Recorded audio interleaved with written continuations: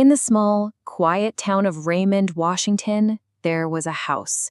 And behind its friendly facade, a story of almost unimaginable horror was unfolding in total, deafening silence. It's a really chilling thought, isn't it? I mean, what if that neighbor who always waves, the friend who'd give you the shirt off their back, was secretly a monster? For the people in this story, that wasn't just some scary thought. It was their living nightmare. All right, let's get right into it.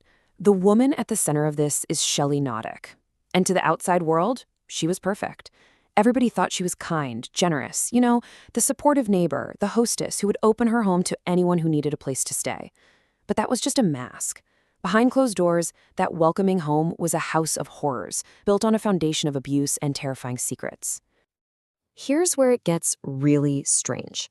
People would move into the Knotek home. Friends, boarders, people who needed help, and then they just vanish, one after another. And Shelley? Oh, she always had an excuse. Oh, they just moved away, she'd say. But it kept happening. The pattern was becoming impossible to ignore. This isn't just a story about a crime. It's a story about evil hiding in plain sight, and about the victims whose voices were stolen from them.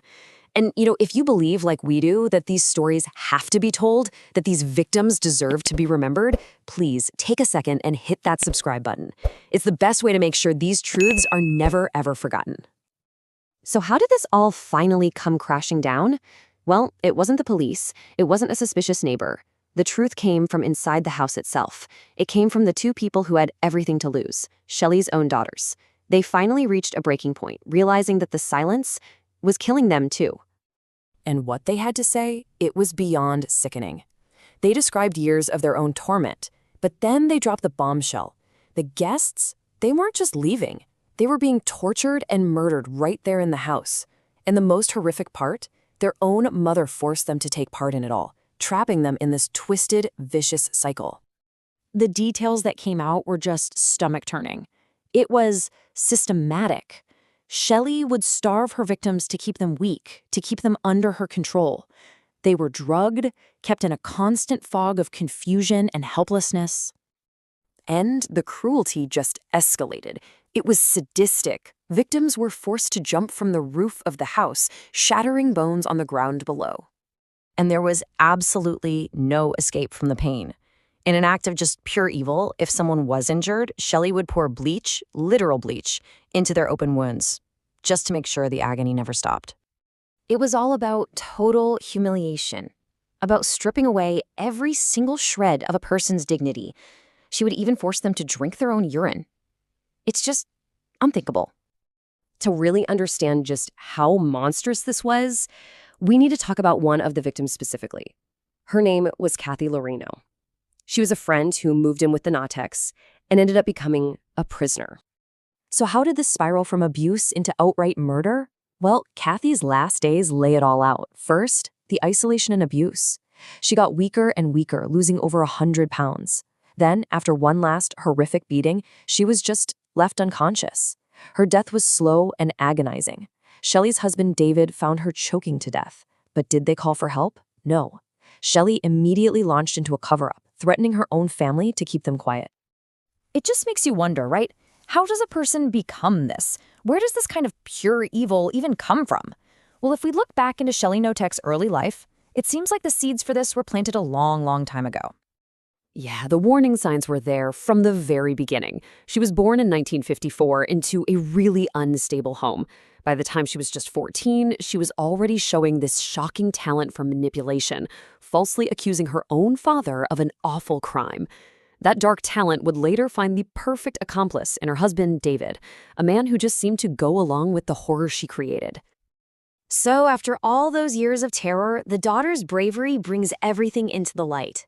The nightmare's over, right? Well, not exactly.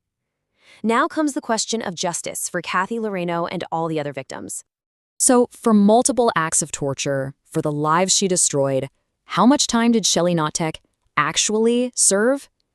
18 years. Just 18. Let that sink in for a second. In November of 2022, Shelley Knotek walked out of prison. She is, as of today, a free woman. And this is the part that's just so tragic. For the daughters who did the right thing, who spoke up, the nightmare is not over. They live in constant fear, terrified of what the monster from their childhood might do now that she's out. It just leaves you with this one haunting question. I mean, think about it. If they hadn't found that incredible courage to speak up, how many more people would have vanished inside that house? How many more lives would have been destroyed? You know, for me, this whole story is just a terrifying reminder that real evil doesn't always look like a monster. Sometimes it looks like a friendly neighbor. And honestly, the most incredible part of this story isn't the evil itself. It's the unbelievable courage of her daughters. They are the only reason we know the truth. They're the heroes here, period. I don't know about you, but a story like this brings up so much anger, shock, sadness. I am genuinely curious to hear what you're thinking right now. What part of this story just sticks with you? Let's talk about it down in the comments. We tell these stories because they matter, and because you're here listening, you're a huge part of that. To make sure you don't miss our next investigation, just take a second to hit that subscribe button and ring the little notification bell. It really helps. Seriously, thank you for being here and for listening. By taking the time to understand what happened, you help us make sure the victims are never just a statistic. You help us give a voice back to those who were silenced. We'll see you for the next one.